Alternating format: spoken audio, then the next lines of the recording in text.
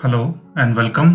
Terraform के इस part में हम डिस्कस करेंगे कि मॉड्यूल्स क्या है और मॉड्यूल का यूज़ हम कैसे करते हैं। तो हम आते हैं अपने डेफिनेशन पे।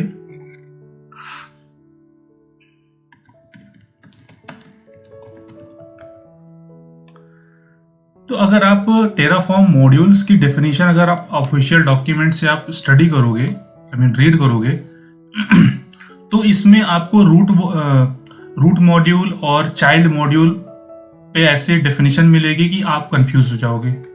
तो जो मैंने अंडरस्टैंड किया है और जो हम लैब करने वाले हैं वो ये है कि लेट्स से कि अभी तक जो भी हमने लैब्स किए थे वो सिंगल फोल्डर में हम डिफरेंट रिसोर्सेज को क्रिएट करते थे। लाइक हम प्रोवाइडर डॉट टी एफ की फाइल अलग बनाते थे, मेन डॉट टी एफ की फाइल अलग बनाते थे जिसमें हम EC2 इंस्टेंस लॉन्च करने के लिए कॉन्फ़िगरेशन राइट करते थे, और फिर VPC डॉट टी एफ में हम VP से रिलेटेड सारी कॉन्फ़िगरेशन मेंशन करते थे।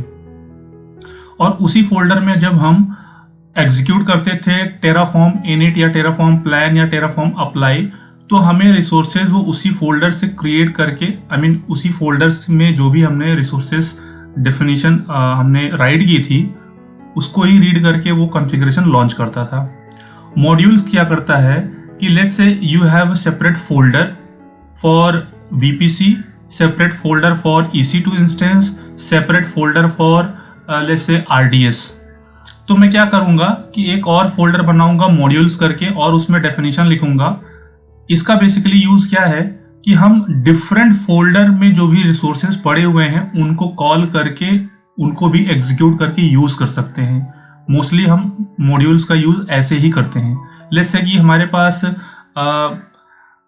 RDS हमें लॉन्च करना है और RDS को हमने डिफरेंट डायरेक्टरी में उसकी फाइल्स को रखा हुआ है। VPC की फाइल्स को हमने VPC वाले फोल्डर में रखा हुआ है और EC2 इंस्टेंस को हमने EC2 इंस्टेंस के फोल्डर में रखा हुआ है। तो हम क्या करेंगे, अगर हमें डिपेंडेंसी है एक रिसोर्स की तो मैं सिर्फ मॉड्यूल के थ्रू उस फोल्डर को कॉल कराऊंगा। उस फोल्डर के अंदर जो भी रिसोर्सेज रहेंगे वो कॉल हो जाएंगे और रिसोर्स क्रिएट हो जाएगा। तो चलते हैं लैब की तरफ। लैब जब परफॉर्म करेंगे तो हमें इजीली समझ में आएगा कि हम क्या कर रहे हैं। तो अभी मैं मॉड्यूल्स -डेमो फोल्डर में हूँ। यहाँ पे आप देख लो, यहाँ पे कुछ भी फाइल्स नहीं है। इसके अंदर मैं फोल्डर्स क्रिएट करूँगा, mkdir VPC और फिर मैं mkdir EC2 और फिर मैं mkdir RDS और फिर एक फोल्डर बनाऊंगा मॉड्यूल्स। ठीक है, अब आते हैं अपने EC2 फोल्डर के अंदर। यहाँ पे मैं providers.tf एक फाइल क्रिएट करता हूँ। इसमें मैं प्रोवाइडर मेंशन करूँगा और यहाँ पे मैं इसको पेस्ट करता हूँ। ठीक है, provider.tf हो गया और यहाँ पे मैं EC2 में हूँ तो मैं यहाँ पे main.tf करके बना लेता हूँ या फिर EC2.tf करके बनाता हूँ। जो भी करूँगा तो वो चलेगा, उसमें कोई प्रॉब्लम नहीं है। तो ये रहा हमारा EC2 और इसको करते हैं सेव। ठीक है, यहाँ पे दो फाइल है, एक provider.tf है और main.tf है। मैं यहाँ पे दिखा देता हूँ provider.tf और main.tf, राइट। ठीक है, अब हम आते हैं अपने दूसरे पार्ट पे।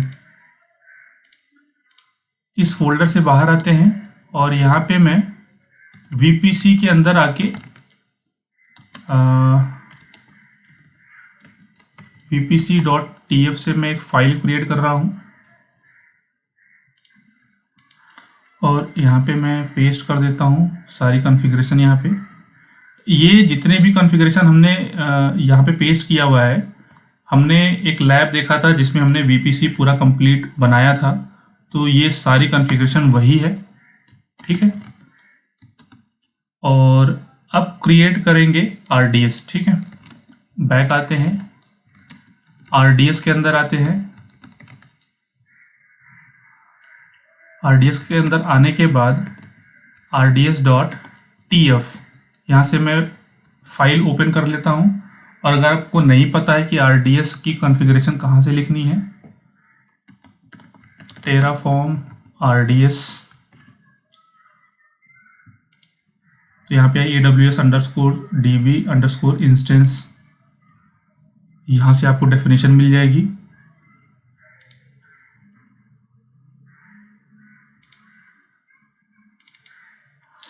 इसको स्क्रॉल डाउन करोगे तो यहाँ पे देखो, यहाँ पे मिला हुआ है हमें डेफिनेशन। इसमें मैं सब कुछ यूज़ नहीं करने वाला हूँ, आप चाहो तो यूज़ कर सकते हो पूरी की डेफिनेशन, यहाँ से पूरी की पूरी डेफिनेशन। और आप यहाँ से आर्ग्यूमेंट्स रेफरेंस भी देख सकते हो, चेक कर सकते हो, जो यूज़ में आपके रहेगा आप यूज़ कर लेना, ठीक है। और ये डेफिनेशन मैंने यहाँ पे पेस्ट कर दिया। रिसोर्सेज में मैंने दिया है AWS_DB_instance, और यहाँ पे मैंने नाम दिया है DevOps DB1। Allocated space 20 GB दिया है। इंजन मेरा MySQL है। इंस्टेंस क्लास db.t2.micro है। नेम मैंने DevOps DB1 रखा है। यूज़र नेम और पासवर्ड मैंने सिंपली ऐसे ही रखा है, आप यहाँ से देख सकते हो। अगर आपको पासवर्ड और ये यूज़र नेम पासवर्ड यहाँ पे मेंशन नहीं करना है तो आप tf स्टेट फाइल कोई एक फाइल बनाइए जिसका एक्सटेंशन आपको रखना है फाइल का नाम आप कुछ भी रख सकते हैं। लाइक अगर मैं secrets.tf wars फाइल रखता हूँ तो आपको यहाँ पे ये मेंशन करना पड़ेगा वेरिएबल में, तो कॉल कर लेगा, ठीक है। और ये भी रहेगा कि अगर आप सेपरेटली यूज़र नेम पासवर्ड रख रहे हो और आप सारी फाइल्स को गिटहब या कहीं रिपोजिटरी में रख रहे हो तो आपको जो secrets.tf wars फाइल है उसको आप .git ignore में आप मेंशन कर दो, सो दैट कि वो आपकी फाइल जो है आपके रिपोजिटरी में कमिट ना हो, ठीक है। फाइल को अपने सेव करते हैं।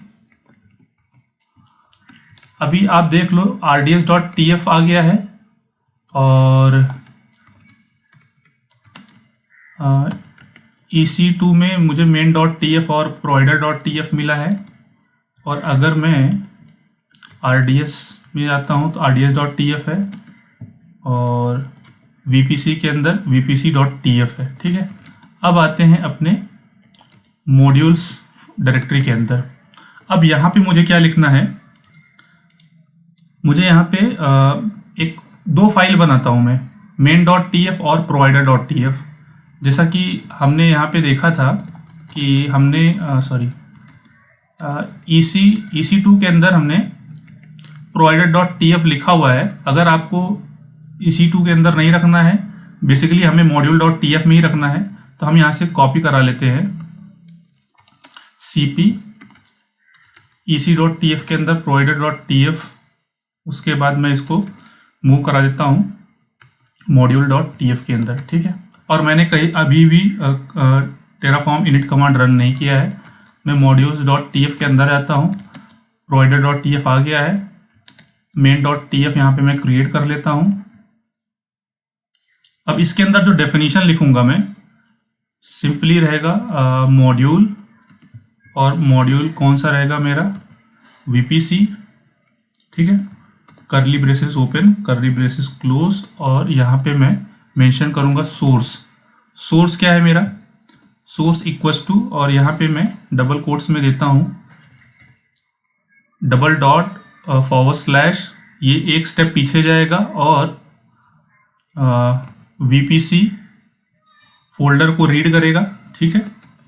सिमिलरली मॉड्यूल, अब ये EC2 को मैं कॉल करा रहा हूँ, करली braces open, curly braces close, और सोर्स इक्वल्स टू $/ ये कोड के अंदर रहेगा, और EC2 फोल्डर के अंदर जाएगा, ठीक है। और मॉड्यूल थर्ड मैं क्या यूज़ करने वाला हूँ, RDS equals to curly braces open, curly braces close, और सोर्स के अंदर में $/ RDS। ठीक है, सिर्फ मुझे यहाँ से कॉल कराना है, और कॉल कराने के बाद अब मैं टेराफॉर्म इनिट कमांड रन करता हूँ। अभी ये देखो यहाँ से ये बता रहा है कि EC2 के अंदर जो फाइल पड़ी हुई है RDS के अंदर पड़ी हुई है या फिर VPC के अंदर जो फाइल्स पड़ी हुई हैं। अब इसको ये इनिशियलाइज कर रहा है, ये मॉड्यूल्स को भी इसने यहाँ से सेंस कर लिया है।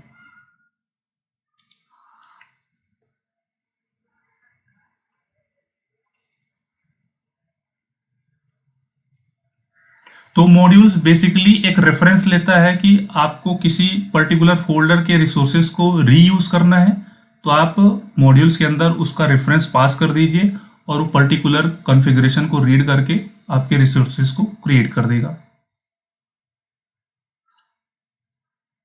आपको इंडस्ट्री में ही सेम ऐसे ही कॉन्फ़िगरेशन लॉन्च करने पड़ेंगे।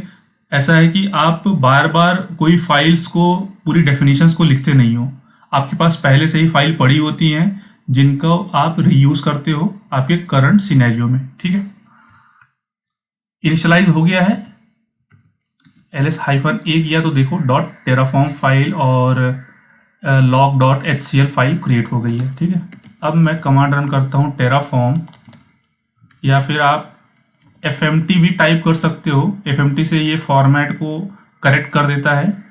और टेराफॉर्म वैलिडेट कमांड करके आप अपने एक्सटेंशन को, जो भी फाइल्स आपने लिखी हुई है वो प्रॉपर सिंटैक्स करेक्ट है या नहीं है, ये वो एग्जीक्यूट करके आपको बताएगा। आप इसमें कुछ वार्निंग्स भी आ सकती है, तो अगर DB की वजह से, क्योंकि उसमें जो हमने पैरामीटर पास किया हुआ है DB नेम, उसकी वजह से कुछ अगर वार्निंग आती है तो वी कैन इग्नोर, बिकॉज कि वो कुछ डिप्रिकेट किया हुआ है कुछ फंक्शन को, कुछ पैरामीटर को किस तरीके से हमें लिखना है।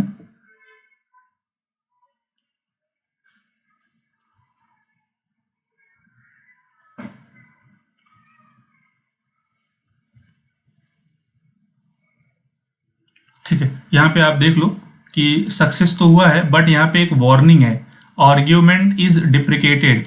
यहाँ पे जो मैंने नाम दिया हुआ है वो बता रहा है कि यूज DB_name इंस्टेड। ठीक है, तो वार्निंग है तो हम इसको इग्नोर कर सकते हैं। अब कमांड रन करते हैं टेराफॉर्म प्लान।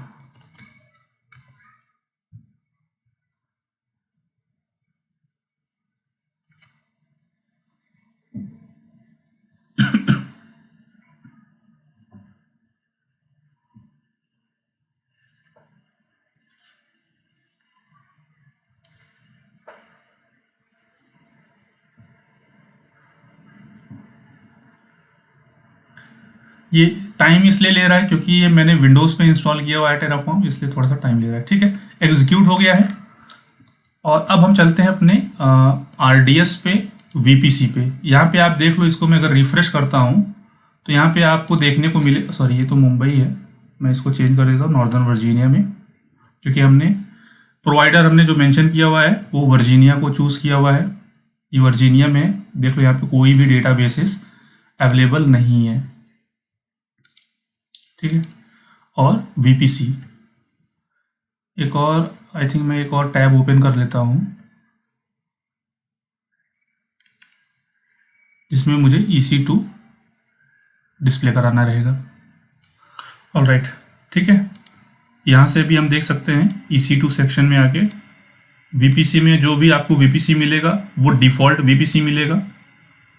इसकी सीरीज़ हमने यहाँ पे जो मेंशन है वो 172.31 की सीरीज़ है, और ये RDS का है। तो चलते हैं अपने टेराफॉर्म को एग्जीक्यूट करते हैं।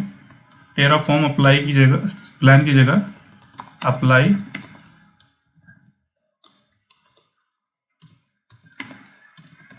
ऑटो अप्रूव कमांड रन करता हूँ मैं, और यहाँ से आप देख सकते हो कि मेरे पास कोई भी इंस्टेंसेस नहीं है, सिक्योरिटी ग्रुप नहीं है, VPC एक ही VPC है, और ये रहा हमारा RDS का डैशबोर्ड।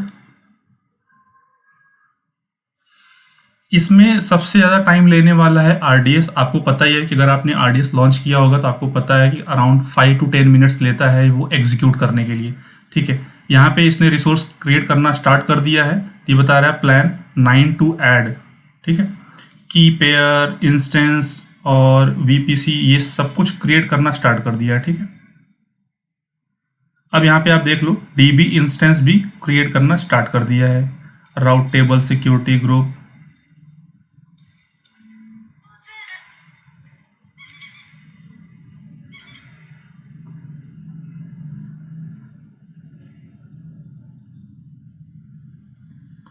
और हम आते हैं VPC में। अगर इसको मैं रिफ्रेश करता हूँ तो ये देखिए डेवऑप्स VPC बन गया है हमारा।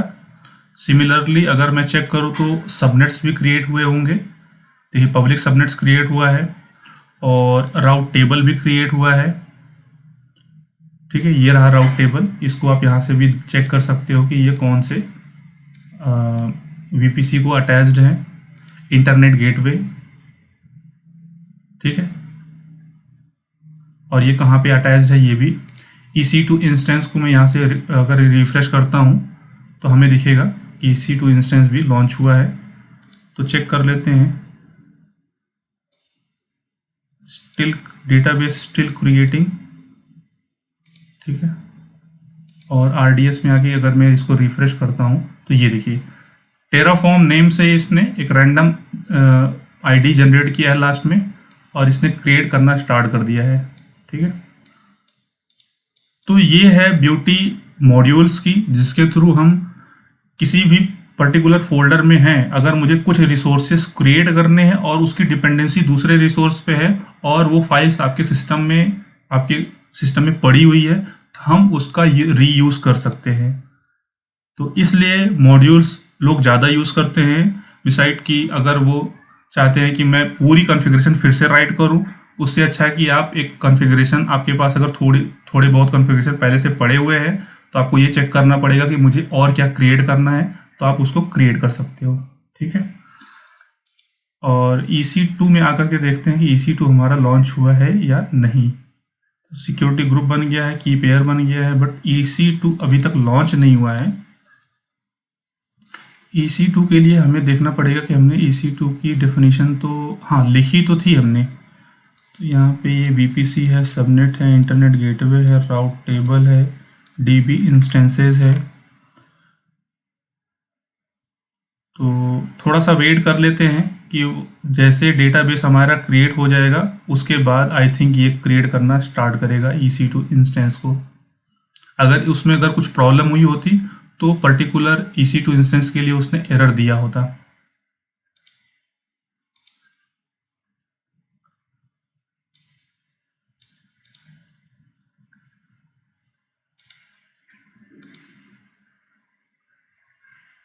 ठीक है, ये नॉर्दर्न वर्जीनिया ये भी है, और ये हमारा VPC है।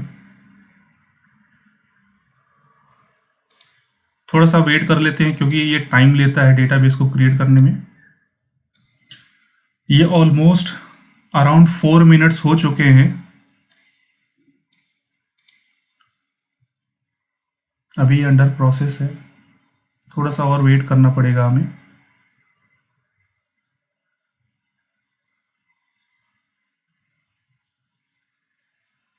RDS डैशबोर्ड पे देख लेते हैं इसका स्टेटस, अभी भी क्रिएटिंग ही दिखा रहा है।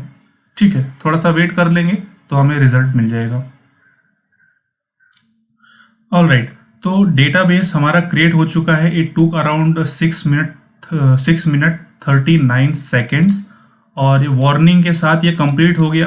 डेटाबेसेस के लिए क्या, सॉरी वर्चुअल मशीन के लिए क्या बोल रहा है कि यहाँ पे जो हमने की पेयर मेंशन किया हुआ है वो अवेलेबल नहीं है। ठीक है, तो ये बता रहा है इनवैलिड की पेयर नॉट फाउंड। ठीक है, तो आते हैं अपने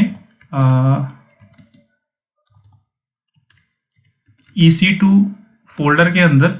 यहाँ पे अगर मैं डेफिनेशन को ओपन करूँ main.tf में, तो यहाँ पे बता रहा है कि जो मैंने की पेयर मेंशन किया हुआ है, या तो मैं इसको कमेंट कर दूँ, या तो यहाँ पे इसके पहले जहाँ से मैंने दूसरे फोल्डर से कॉपी किया था वहाँ से मैं इस की को कॉपी कर सकता हूँ। तो मैं क्या करता हूँ, अभी के लिए की को कमेंट कर देता हूँ और टेराफॉर्म अप्लाई ऑटो अप्रूव। तो ये बता रहा है सॉरी, यहाँ से मुझे एग्जीक्यूट नहीं करना था क्योंकि ये फाइल लॉक है। मुझे मॉड्यूल्स के अंदर जाना होगा और अब यहाँ पे मुझे टेराफॉर्म अप्लाई कमांड रन करना है। तो आपको ये भी देखने को मिला कि मैं रॉन्ग फोल्डर से जाकर के टेराफॉर्म अप्लाई कमांड रन कर रहा हूँ, तो वो बता रहा है कि फाइल लॉक है, तो आपको उसी फोल्डर में जाकर के एग्जीक्यूट करना होगा।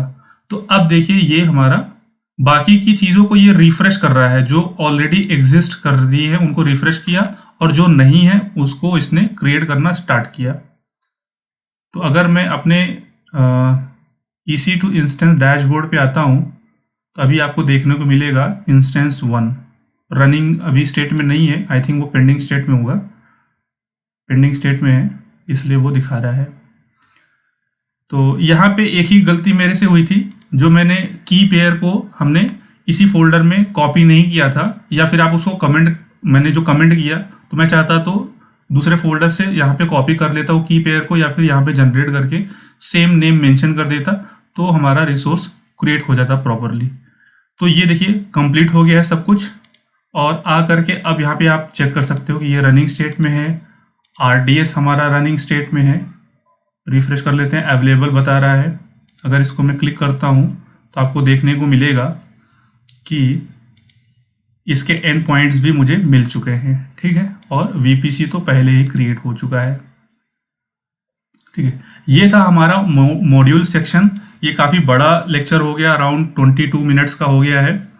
तो मॉड्यूल्स का यूज़ हम एक बार मैं फिर से आपको रिपीट कर देता हूँ। मॉड्यूल्स हम इसलिए यूज़ करते हैं कि हमारे पास अगर कुछ कॉन्फ़िगरेशन पहले से पड़ी हुई है दूसरे फोल्डर में, उस दूसरे फोल्डर का रेफरेंस में अगर हमें लेना है करंट इन्वायरमेंट में, तो मैं वो रेफरेंस में पास कर सकता हूँ थ्रू मॉड्यूल्स।